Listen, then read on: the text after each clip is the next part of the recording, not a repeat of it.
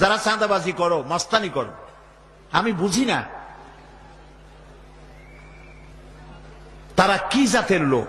গায়ের রক্তটা কিসের? মানুষের রক্ত না পশুর রক্ত?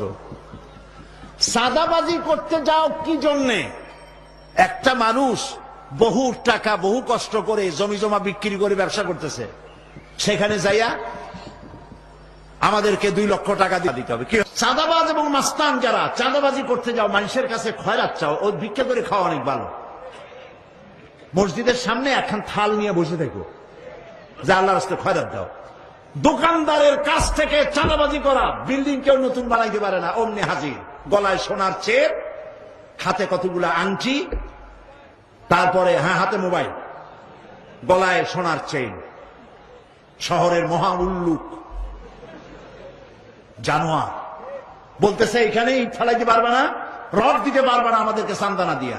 এটা কি মানুষ? বলেন মানুষ? এরা মানুষের সন্তান? এরা জানোয়ার, পশু।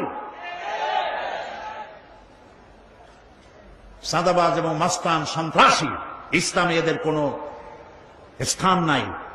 এদেশে যদি কোরআনের রাজ কায়েম হয়, সন্ত্রাসীদের মাথা কামাইয়া ঘোল ঢেলে দেওয়া হবে, যাতে মাথা ঠান্ডা থাকে। এই জন্য মাথা ঠান্ডা করিয়া বসে থাকবে। আর সকলের চাকরি দেওয়া হবে, কাজ করো আর খাও, চাঁদাবাজি করো না। শ্বশুরের কাছে চাঁদাবাজি করে, বউর কাছেও চাঁদাবাজি করে।